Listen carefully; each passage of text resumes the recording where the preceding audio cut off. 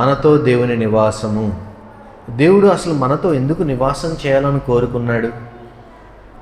అదొక పెద్ద ప్రశ్న. సహజంగా మీ దగ్గర బాగా ఉన్నాయనుకోండి, అన్నీ వదులుకొని ఏమీ లేని వాళ్ళ వల్లే బ్రతకడానికి ఇష్టపడతారా? ఇష్టపడం కదా.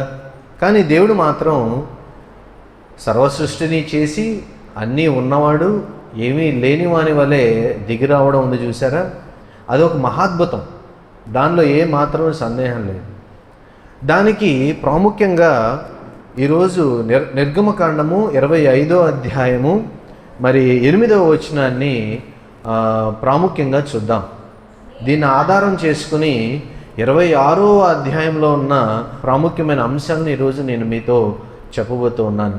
నేను వారిలో నివసించినట్లు వారు నాకు పరిశుద్ధ స్థలమును నిర్మించవలెను. దేవుడు ఇశ్రాయేలులకు ఒక ఆజ్ఞ ఇస్తూ ఉన్నాడు. మీరు ప్రార్థన చేసినప్పుడల్లా నేను మీ దగ్గరకు వస్తున్నాను, కనబడుతున్నాను. మోషే దగ్గరికి, పెద్దల దగ్గరికి, లేదు ప్రార్థన చేసిన వారి దగ్గరికి నేను వస్తున్నాను, వెళుతున్నాను. కానీ వచ్చిపోతున్న నేను ఇప్పటికే మీ మధ్యలో ఉండినప్పటికీ నేను కూడా మీ మధ్యలో ఉన్నానని మీరు తెలుసుకోవడానికి నాకు ఒక నివాస స్థలమును నిర్మించండి, ఒక మందిర స్థలమును నిర్మించండి అని దేవుడే చెప్తూ ఉన్నాడు, మోషేకి ఆజ్ఞాపిస్తూ ఉన్నాడు. నేను వారిలో, ఎవరా వారిలో? అప్పటికి ఇశ్రాయేలీలు, ఇప్పుడు మనం. నేను మీతో నివసించినట్లు, మీ మధ్యలో నివసించినట్లు మీరేం చేయాలి? మందిరాన్ని నిర్మించుకోండి. అది దేవుడిచ్చిన ఆజ్ఞ. చాలామంది అంటూ ఉంటారు, మందిరానికి ఎందుకు వెళ్ళాలండి? ఇంట్లో కూర్చుని టీవీలో చూస్తే సరిపోదా? చూడొచ్చు, తప్పేం లేదు. అనారోగ్యాలు వచ్చినప్పుడు, కదలలేని పరిస్థితుల్లో ఉన్నప్పుడు, మరి హాస్పిటల్ బెడ్ల మీద ఉన్నప్పుడు, లేదు మనం ఇంట్లో ఆదివారాలు కాక మరో రోజుల్లో మనం దేవుని సన్నిధిలో గడపడానికి టీవీలో వచ్చేవాటిని, యూట్యూబ్లో వచ్చేవాటిని, ఆయా వక్తల ప్రసంగాలు వింటలో ఏమాత్రం పొరపాటేం లేదు. పౌలు లాంటి వారు ప్రసంగం చెప్తూ ఉండగానే మరో అపోస్తలుల కార్యాల్లో మనం చూస్తాం, వాళ్ళు చెప్పేది నిజమా కాదా అని అక్కడ ఉన్నవారు గ్రంథాలను తరచి చూసుకున్నారట.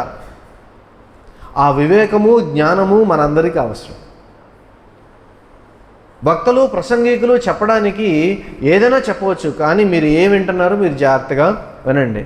మరి దేవుడు అన్నాడు, నేను మిమ్మల్ని అందరినీ కలవాలంటే ఒక స్థానం కావాలి కదా, అందుకని ఒక మందిరాన్ని మీరు నిర్మించమని చెప్తున్నాడు. మందిరము అనేది దేవుని నివాస స్థలము. దేవుడు మన హృదయంలో ఉన్నాడు, మన మధ్యలో ఉన్నాడు, మనతో పాటు ఉన్నాడు, మన ముందు మన వెనకాల ఉండి నడిపిస్తున్నాడు, ఏమాత్రం సందేహం లేదు. కానీ దేవుని యొక్క ప్రత్యక్షత ఒక ప్రత్యేకమైన స్థలములో ఉంటుంది అనడానికి ఏ మాత్రంలో సందేహం లేదు. దేవుడు రెండు విధాలుగా కనబడతాడు. God's presence is 2 types. మొదటిది ఏంటంటే కామన్ ప్రజెన్స్. దేవుడు అన్ని చోట్ల ఉన్నవాడు, అన్నింటిలో ఉన్నవాడు కాదు. చాలా జాగ్రత్త సుమా. దేవుడు అన్నింటిలో లేడు. నేను పట్టుకున్న మైక్రోఫోన్లోనో, లేకపోతే నేను చూస్తూ ఉన్న గోడలోనో, లేకపోతే కెమెరాలోనో, ఇంకో చోట లేడు, కుర్చీల్లో లేడు. దేవుడు అన్ని చోట్ల ఉన్నవాడు కానీ అన్నింట్లో ఉన్నవాడు కాదు. అలాగే రెండవది అత్యంత ప్రాముఖ్యమైనది స్పెషల్ ప్రజెన్స్. పరిశుద్ధాత్ముడు మనతో ఉన్నాడు, కానీ మనం ప్రార్థన చేస్తాం, ప్రభువా నీ ఆత్మతో నన్ను నింపుము అని. It's a special presence. గుర్తుపెట్టుకోండి, దేవుడు అన్ని చోట్ల ఉండడం వేరు, ప్రత్యేకంగా ఆయన ఎంచుకున్న స్థానంలో ఉండడం వేరు. అందుకనే మందిరానికి వచ్చినప్పుడు మనకు అద్భుత కార్యాలు జరుగుతాయి. ప్రార్థన చేసినప్పుడు దేవుడు వింటాడు. మరి అనారోగ్యాల గురించి ప్రార్థన చేసినప్పుడు దేవుడు ఆరోగ్యాన్ని ఇస్తాడు. దయాలు పట్టిన వారికి కోసం ప్రార్థన చేస్తే దయాలు నుంచి విడుదల చేయబడతారు, చేతబడుల నుంచి విడుదల చేస్తారు. మరి అనారోగ్య కారణాలు, ఆర్థిక పరిస్థితులు చక్కబడతాయి. ఈ మందిరంలో, దేవుని మందిరంలో ఆ ప్రాశస్త్యం ఉంది. లేదు, ఆ ప్రశస్తత అనేది, ఆ గొప్పదనం అనేది, ఆ అధికారం అనేది దేవునికి ఈ మందిరంలో ఉంది. అందుకని అన్నాడు, మీరు నా కొరకు ఒక మందిరాన్ని కట్టండి. 26వ అధ్యాయాన్ని 3 భాగాలుగా చూస్తే మరి ప్రత్యక్ష గుడారాన్ని కట్టమని చెప్తాడు. 26వ అధ్యాయంలో కొన్ని వచనాలు మనం చూద్దాం. నీవు 10 తెరలతో ఒక మందిరమును చేయవలెను. నీల ధూమ్ర రక్త వర్ణములు గల పేనున సన్నపు నారతో వాటిని చిత్రకారుని పని అయిన కెరూబులు గలవాటినిగా చేయవలను. అది హెబ్రీ పత్రిక 9వ అధ్యాయము 2వ వచనంలో కూడా ఈ విషయం గురించి ప్రస్తావిస్తాడు గ్రంథకర్త. ఎలాగనగా, మొదట ఒక గుడారం ఏర్పరచబడిను, అందులో దీపస్తంభమును బల్లయు దాని మీద ఉంచబడిన రొట్టెలను ఉండెను, దానికి పరిశుద్ధ స్థలమని పేరు. దేవుడు పరదాలు చేయమన్నాడంట. ఆ పరదాల మధ్యలో ఉన్నదాన్ని ఏమన్నాడు? పరిశుద్ధ స్థలము అన్నాడు. ప్రతి తెర పొడుగు 28 మూరలు, ప్రతి తెర వెడల్పు 4 మూరలు. ఆ తెరలన్నిటికీ ఒకటే కొలత. ప్రత్యక్ష గుడారాన్ని ఎంత సైజులో కట్టమన్నాడంటే 45 అడుగుల పొడవు, 45 అడుగుల పొడుగు, 15 అడుగుల వెడల్పు, 15 అడుగుల ఎత్తు. ఓకే, దానితో ఏం చేయమన్నాడంటే 48 గోల్డ్ ఓవర్లోడెడ్ వుడెన్, అంటే ఒక చెక్క మీద వాటిని ఏం చేస్తారంటే ఒక దిమ్మెల్లాగే పోసి వాళ్ళు పోస్టులు పెట్టుకోవడానికి తయారు చేస్తారు. అట్లాంటివి మరి బంగారంతో 48 గోల్డ్ రింగులు, ఆ తర్వాత 96 సిల్వర్తో చేయమన్నాడు దేవుడు. మరి వీటితో పాటు 4 విధాలైన వాటిని వాడమన్నాడు. మనం మొదటి వచనంలో కూడా మనం చూస్తాం దాన్ని. ప్రాముఖ్యంగా ఒక చక్కటి సన్నపు నారతో చేయబడిన ఫైన్ లెనిన్ని వాడమన్నాడు. దేంతో పడితే దాంతో చేయడానికి వీల్లేదు. రెండవది ఏంటంటే గోట్ హెయిర్ను వాడమన్నాడు. దీనికి ఒక ప్రాముఖ్యమైన విషయం ఉంది. అదేంటంటే గోట్ హెయిర్ని ఎందుకు వాడమన్నాడు అంటే, గొర్రెపు ఊలునే ఎందుకు వాడమన్నాడు, ఉనిని ఎందుకు వాడమన్నాడంటే అది పాప పరిహారార్థ బలిని సూచించేది. తర్వాత మూడవది ఏంటంటే ర్యామ్ స్కిన్, నాలుగవది లెదర్. ఈ 4 ప్రాముఖ్యమైన వాటిని వాడమని చెప్పాడు. ఆ తర్వాత సుమారుగా ఈ మెటీరియల్స్ అవన్నీ కాస్ట్లు చూసుకున్నట్లయితే బంగారం ఎంత వాడబడిందంటే ప్రత్యక్ష గుడారానికి సుమారుగా 2193 పౌండ్లు, అంటే దగ్గరగా అది ఈరోజు లెక్కతో పోలిస్తే $70 మిలియన్ అమెరికన్ డాలర్స్తో చెప్తే. ఆ తర్వాత సిల్వరు 7544 పౌండ్లు. ఆ తర్వాత బ్రాంజ్ 5310 పౌండ్లు. మొత్తానికి సుమారుగా ఒక $100 మిలియన్, అంటే మన దాంట్లో చెప్పుకుంటే 900 కోట్లు. ఈరోజు దాని విలువ 900 కోట్లు.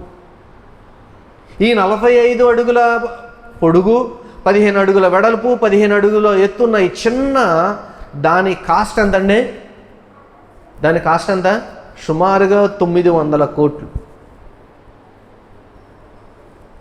ఆ తర్వాత కట్టెన్లు 10 తెరలు అన్నాడు కదా. కట్టెన్లు సుమారుగా ఒక్కొక్కటి మరి 13.6 కేజీలు, అంటే 30 పౌండ్లు బరువుతో 42 అడుగుల పొడవు, అదేవిధంగా 6 అడుగుల వెడల్పు. మీకు గుర్తుందా? ప్రభువారు తిరిగి లేచిన రోజున తెర పైనుంచి క్రిందకి చిరిగెను. అదెంత బరువు? సుమారుగా 13.5 కేజీలు ఒక తెర. అది ఎలా జరిగిద్ది పైనుంచి కిందకి? అది ఏమన్నా యాక్సిడెంటా చదవడానికి? అది 13.5 కేజీలు. ఏమంటే 13.5 కేజీలు తెర జరగడం ఎప్పుడైనా చూసారా మీరు? క్లాత్ అసలు జరుగుద్దా? అంత మందంగా ఉంది, ఎలా జరుగుతుంది? అంత బరువు అనేది ఎలా జరుగుద్ది? కానీ చిరిగింది, చెంపబడింది పైనుంచి కింద. దేవుని యొక్క మందిరం యొక్క ప్రాశస్త్యం ఏంటంటే, ప్రాముఖ్యత ఏంటంటే, బంగారము విలువ $100 మిలియన్ లేదా 900 కోట్లు, అది కాదు ఇక్కడ ప్రాముఖ్యం. దాన్ని దేవుడు ఎంత ప్రాముఖ్యంగా ఎంచుతున్నాడు అనేదే ప్రాముఖ్యం ఇక్కడ. ఏమంటే చాలామంది దేవుని మందిరాన్ని ఒక స్మారక చిహ్నంగా చూస్తాం. అదేదో మనం ఫోటోలు తీసుకుని కేవలం వాటికి వీటికి పెట్టుకునేది కాదు. నేను ఆ మధ్య వెళ్ళినప్పుడు కెనడాలో ప్రిన్స్ ఎడ్వర్డ్ ఐలాండ్, PEI అనే ఒక ప్రాంతానికి వెళ్ళాను నేను. ప్రిన్స్ ఎడ్వర్డ్ ఐలాండ్లో ఒక మందిరం చూసాం. 2 కళ్ళు చాలా.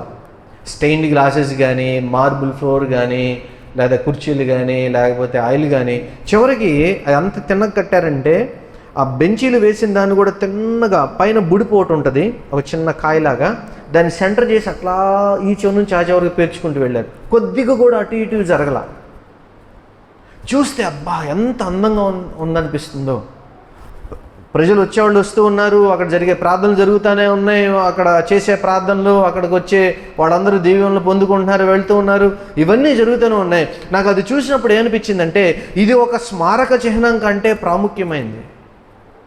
దేవుని మందిరము అనేది ఒక స్మారక చిహ్నం కాదు. స్మారక చిహ్నం అంటే ఒక గుర్తు కోసం కాదు, మరి దేనికోసం? మనం ఎంత మార్పులు వేయనివ్వండి, ఎంత చాణిక్యత చూపినివ్వండి, ఎంత చెక్కుడు పని ఉండనివ్వండి, ఎంత అందంగా తయారు చేయనండి, స్క్రీన్లు పెట్టండి, లైట్లు పెట్టండి, ఏమన్నా పెట్టండి, it is not just for that. దేవుని మందిరం ఒక స్మారక చిహ్నం కాదు. అదేదో మనం మొలల్లోనో చేతుల్లోనో లేకపోతే జేబుల్లోనో పెట్టుకోవడానికి తయారు చేసుకునేది కాదు. మరి ఏంటి దేవుని మందిరం దేనికి? మనం 25వ అధ్యాయం 8వ వచనంలో అదే చూసి ఏమంటున్నాడు దేవుడు? నేను మీ మధ్యలో నివసించడానికి అది ఒక స్థలం. నేనున్నాను అక్కడ, నా ఆత్మ సంచారం ఉంటుంది, నేను దాని మధ్యలో ఉంటాను, దానిలో నేను ఉంటాను. ఎందుకో తెలుసా? మీరు వచ్చినప్పుడు నాతో మాట్లాడడానికి, నేను మీతో మాట్లాడడానికి. మీరు అప్పుడప్పుడు తొలగిపోయినప్పుడు, అక్కడక్కడ వెళ్ళిపోయినప్పుడు, మీ మనసులో మీరు తొలగిపోయినప్పుడు, నేను ఒంటరిగా ఉన్నాను అనుకున్నప్పుడు, నేను సాధించలేకపోతున్నాను అనుకున్నప్పుడు, నీరసించిపోయినప్పుడు, ఇదిగో మీకు ఒక స్థలం ఒకటి ఉంది. అక్కడే మీరు రావడానికి, మీరు ఏడవడానికి, మీ బాధ చెప్పుకోవడానికి, లేదు మీరు సంతోషాన్ని వ్యక్తం చేయడానికి మీకు ఒక స్థలం ఉంది. ఏమిటది? అది దేవుని నివాస స్థలం. దేవుడు అందుకనే తన మందిరాన్ని కట్టమని ఆజ్ఞాపించాడు. మందిరాలు ఎందుకు? ఇళ్ళే మందిరాలుగా పెట్టుకోవచ్చు కదా, మీరు ఉన్న చోటనే ప్రార్థన చేసుకోవచ్చు కదా, మరి హాల్స్లో కూడా చేసుకోవచ్చు కదా అని చాలామంది చాలా సందర్భాల్లో చెప్తూ ఉంటారు.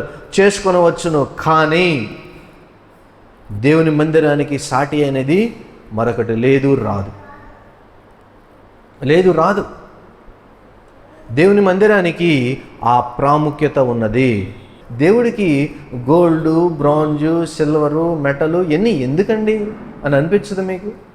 మిమ్మల్ని మీరు అద్దంలో చూసుకుని ఆహా ఎంత అందంగా ఉన్నాను అనుకుంటారా లేదా? అద్దం నేను ఎంత చండాలంగా ఉన్నాను అనుకుంటామా? మనం ఎంత నల్లగా ఉన్నా, ఎంత తెల్లగా ఉన్నా, మన మొహాన మొటిములు ఉన్నా, లేదు మచ్చలు ఉన్నా, ఆహా నేను ఎంత బాగున్నాను అనుకుంటాం. కానీ అబ్బాయి అస్సలు నేను బాగాలేదు ఎప్పుడు ఎవరో అనుకో. దేవుడు మనల్ని అందంగా చేసినప్పుడు ఆయన మనల్ని ప్రేమతో అందంగా చేశాడు. ఇప్పుడు మనం ఏం చేస్తాం? తిరిగి మరలా అదే ప్రేమను ఆయనకి మనం చూపిస్తున్నాం. ఎలా చూపిస్తున్నాం అంటే when we are making this everything beautiful in the temple of God. దేవుని మందిరములో వ్యక్తిగతముగా మనం వాటిని చేస్తూ ఉన్నప్పుడు మన ప్రేమను మనం చూపిస్తూ ఉన్నాం. ప్రాముఖ్యంగా ఇక్కడ ఒక విషయం చెప్తాను. అదేంటంటే, మీరు ఏదైనా దేవుని మందిరానికి కానీ పరిచర్యకి కానీ, లేదు మీరు ఇక్కడికి వచ్చినప్పుడు చేసినప్పుడు డూ ఇట్ సాక్రిఫిషియల్. మీరు త్యాగపూరితంగా దాన్ని మీరు చేయండి, అంతేగాని కన్వీనియంట్గా చేయొద్దు. కన్వీనియన్స్ అంటే మీకు కుదిరితే మీ వెసులుబాటు ప్రకారం మీరు చేయొద్దు. మీరు పాట పాడండి, పరిచర్య చేయండి, తొడవండి, కుర్చీలేయండి, మీరు ఏం చేసినా అది మీరు త్యాగపూరితంగా చేయండి. కానీ నేను నా దేవుని కోసం చేస్తున్నాను, నేను నా దేవుని మందిరం కోసం చేస్తున్నాననే చేయండి. కానీ మరొక విధంగా దాన్ని క్యాజువల్గా అసలు చేయొద్దు. మీరు పాట పాడండి దేవుని సన్నిధిలోకి వచ్చి, అది క్యాజువల్గా చేయొద్దు. దేవుని మాట వినండి, క్యాజువల్గా చేయొద్దు. అది మీరు ప్రత్యేకించి దేవుని మందిరంలో ఉన్నామని స్పృహతో చేయవలసిందిగా నేను మీకు మనవి చేస్తున్నాను. ఎందుకంటే దేవుని యొక్క గవిని, దేవుని యొక్క ఆత్మ ఇక్కడ సంచారంలో ఉంటుంది.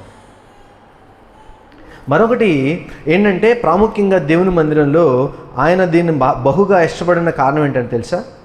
ఆయన ఎప్పుడూ మనుషులతో ఉండాలని కోరుకుంటాడండి. భలేవాడు. ఎందుకు ఆయన మనుషులతో ఉండాలని కోరుకున్నాడు? జ్ఞాపకం చేస్తాను.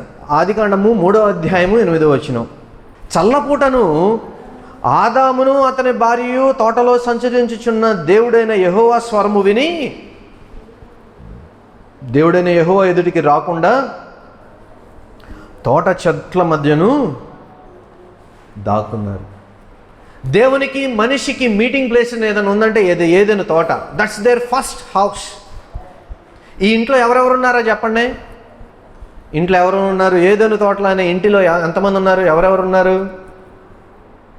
ఆదాము, భార్య భర్తలు ఇద్దరు, వాళ్ళిద్దరే ఉన్నారా? ఎలా అనుకుంటున్నారు మీరు? దేవుడు కూడా ఉన్నాడు. He was there with them. ఆయన వారితో సాంగత్యము చేశాడు. గృహానికి యజమానిగా ఆయనే ఉండి పిల్లలుగా వాళ్ళిద్దరిని ఆయన సాకుతూ ఉన్న కుటుంబం అది. ఆయన సృష్టికర్త మాత్రమే కాదు, ఆ ఇంటికి యజమాని కూడా. అక్కడ సాంగత్యం ఏమైంది? వాళ్ళ మధ్యలో రిలేషన్షిప్ ఏమైంది? దెబ్బతింది. ఎందుకని? వాళ్ళు చేసిన పొరపాటు వల్ల. ఏదైనా తోటలో వారితో ఆయన కలిసి ఉండాలని కోరుకున్నాడు, కుదరలా.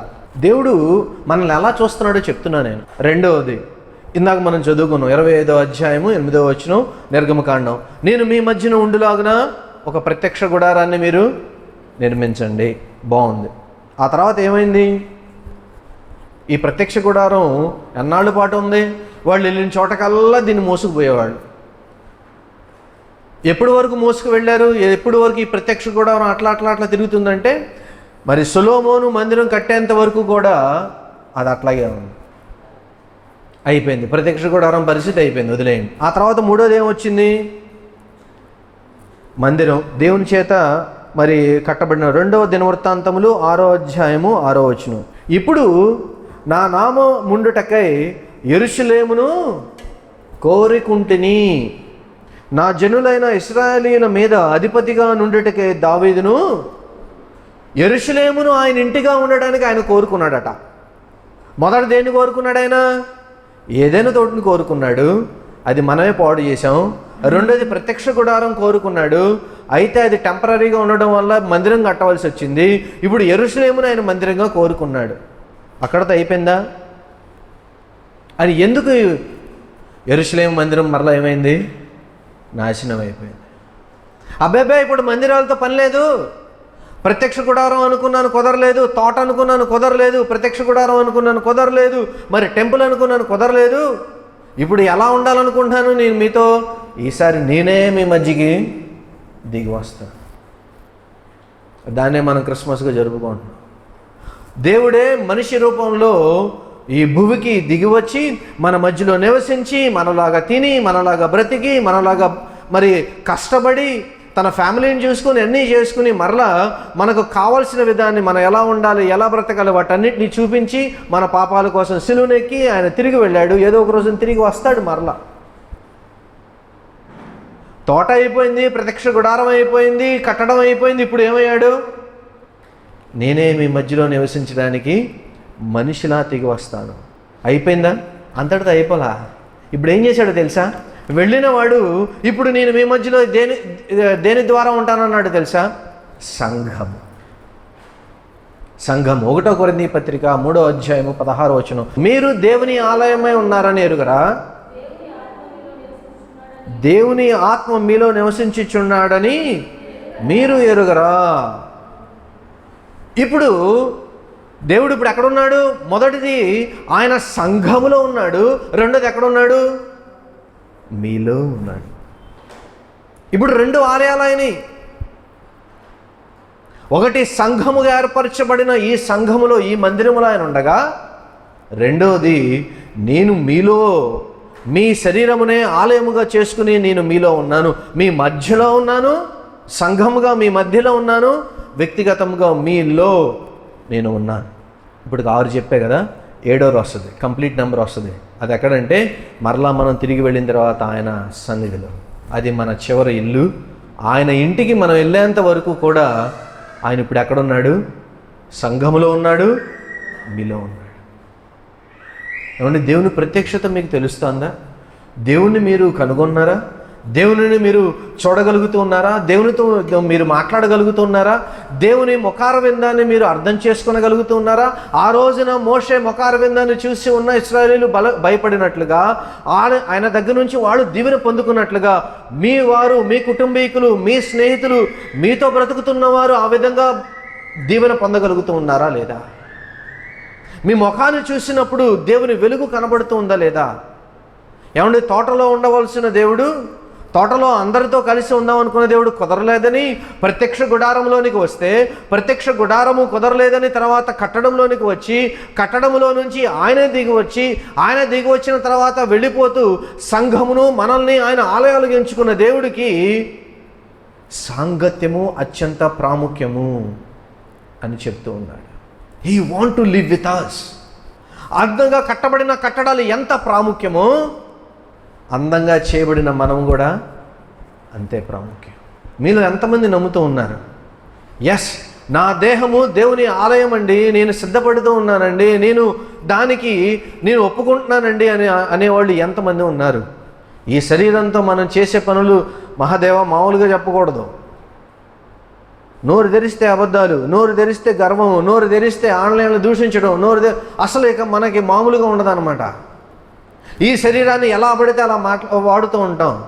దీనికి ఒక క్రమశిక్షణ అంటూ ఏముండదు. దీన్ని క్రమశిక్షణతో ఉంచడం ఉండదు. ఎలా అంటున్నాను ఏమనుకోవద్దు. జిహ్వ చాపల్యం బాగా ఎక్కువ. జిహ్వము అంటే ఏంటి? నాలుక. ఈ జిహ్వ చాపల్యము మనిషికి బాగా ఎక్కువ. ఏది పడితే తినేస్తూ ఉంటారు, ఏది పడితే తాగుతూ ఉంటారు. ఏమండి, ఏంటిది? దీన్ని ఎలా మీరు చూడాలి? దీన్ని మీరు గౌరవించాలి, తెలుసా? ఈ శరీరాన్ని మీరు గౌరవించకపోతే మిమ్మల్ని అది ఇబ్బంది పెట్టిద్ది. ఎప్పుడు కావాలంటే అప్పుడు హాస్పిటల్ తీసుకెళ్ళి పడేస్తుంది అది. మీరు దీన్ని గౌరవించలేదనుకోండి, అది కూడా మిమ్మల్ని గౌరవించదు. ఎందుకు ఇది అంటున్నాను తెలుసా? ఇది నాదే ప్రస్తుతానికి, కానీ పోయిన తర్వాత ఇది నాది కాదు. This is not mine, it's a temporary thing.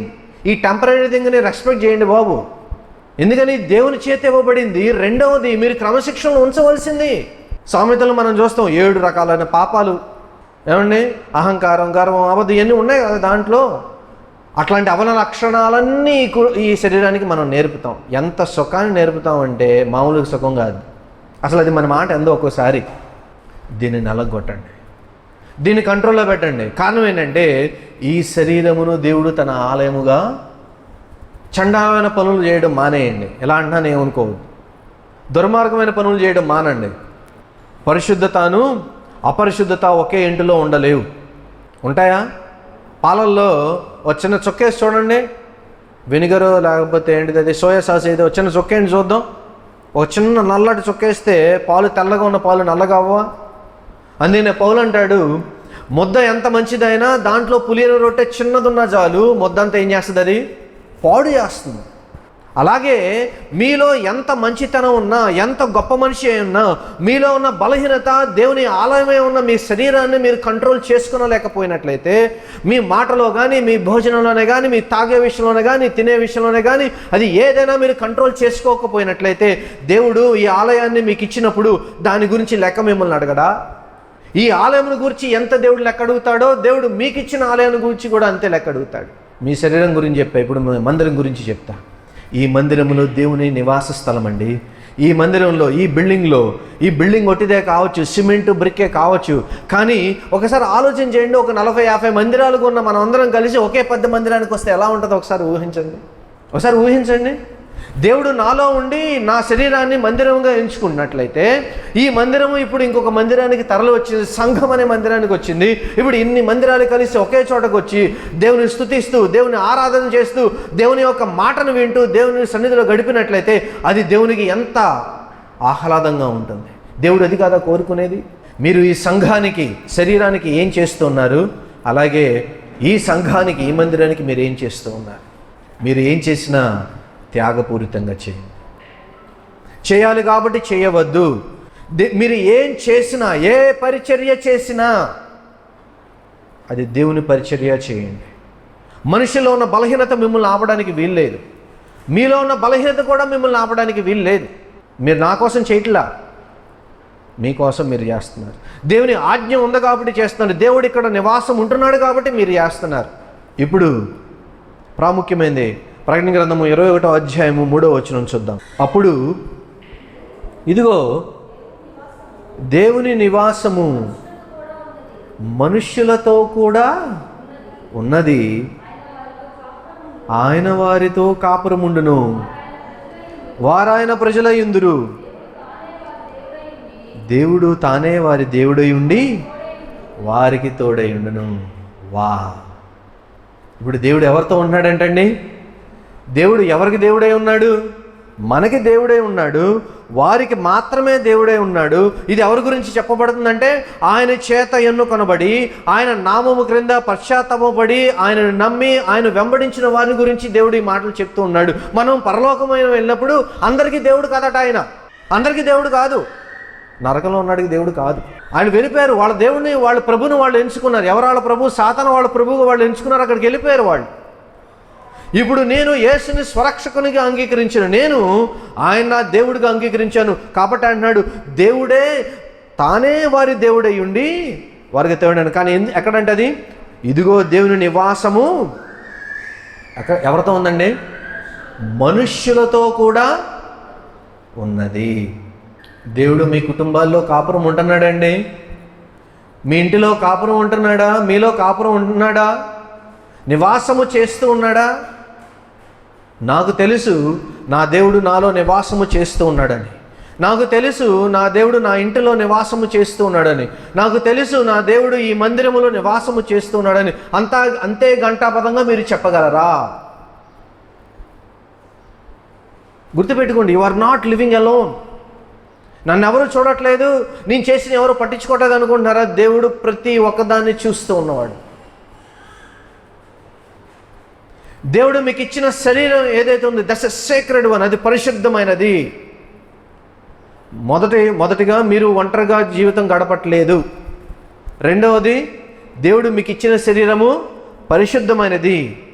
మూడవది, అత్యంత ప్రాముఖ్యమైనది, మీరు చేసే పాపము ఆయన ఎప్పుడూ బాధపడుతుంది. ఆయన ఏడుస్తాడు. ఆయన ఆత్మ విలాపము చేస్తుందని బైబిల్లో ఉంది. He is crying for us. పశ్చాత్తాపడి నాలుగోది అత్యంత ప్రాముఖ్యమైనది, మీరేం చేయాలంటే we have to worship him. మనము దేవుని సన్నిధికి వచ్చి మనం స్తుతించబద్ధులమై ఉన్నాం. మన పాపములు ఒప్పుకోవాలి, మన శరీరాలను సిద్ధం చేసుకోవాలి. ఆదివారం అంటే శనివారమే సిద్ధపడాలి, మానసికంగా సిద్ధపడాలి, ప్రార్థనాపూర్వకంగా సిద్ధపడాలి, పాటలతో సిద్ధపడాలి, వర్షిప్ చేయడానికి సిద్ధపడి రావాలి. అది దేవుడు మన దగ్గర నుంచి కోరుకుంటుంది. చివరిగా, మీ మరణం తర్వాత ఎంతమంది ఆయన సన్నిధికి వస్తారు? ఇంకా దేవుని సన్నిధిలో మీరు పూర్తిగా రక్షించబడకపోయినట్లయితే, యేసుని మీరు స్వరక్షకునిగా అంగీకరించబడకపోయినట్లయితే, మీరు ఆయన నామము కింద ఇంకా ఆయన ప్రభువుగా ఒప్పుకొనకుండా ఇంకా తచ్చట్లాడుతున్నట్లయితే, అభిమానులుగా మాత్రమే ఉండిపోయినట్లయితే, ఇది నేను మీకు ఇచ్చే పిలుపు. ఈ దేవుణ్ణి మీరు, ఈ ప్రభువును మీరు స్వరక్షకునిగా అంగీకరించండి, మీ పాపాలు ఒప్పుకొనండి. ఎందుకంటే మీ దేహములో, మీ శరీరములో ఆయన నివాసము చేయాలని కోరుకుంటున్నాడు. అలాగే మీరు పోయిన తర్వాత కూడా ఆయనతో మీ ఆత్మ సర్వకాలము ఆయనతో కలిసి ఉండాలని కోరుకుంటూ ఉన్నాడు. ఓ రాజు పెద్ద ప్యాలెస్ని కట్టాడంట. చాలా పెద్ద ప్యాలెస్ కట్టాడు. పెద్ద ప్యాలెస్ కట్టి అందరూ కలిసి వచ్చే ఒక ప్రాంతాన్ని మాత్రం చాలా ఎక్కువ నగిషి పని చేయించి అందంగా తయారు చేయించాడు. చాలా అందంగా ఉంది. ఆయన చుట్టుపక్కల వాళ్ళందరూ వచ్చి, రాజుగారు ఏంటండి ఈ కామన్ హాల్ని, ఈ దర్బారుని ఇంత బాగా తయారు చేశారు, ఎంత బాగుందో ఈ దర్బారు, దీని మీద ఎంత ఖర్చు పెట్టారేంటండి, మీరు మీ రూములు, బెడ్రూములు, హాలు అవి కదా మీరు బాగా చేసుకోవాల్సింది, ఇది బాగా ఖర్చు పెట్టారేంటని అడిగారు. అడిగితే ఆయన అన్నాడంట, నా ప్రజలైన వారు నన్ను కలవడానికి వచ్చే స్థానం ఏంటి? Darbar, meeting hall. వాళ్ళందరూ నా బెడ్రూమ్లోకి వచ్చి వేరే రూమ్లోకి వచ్చి చూడగలరా? చూడలేరు.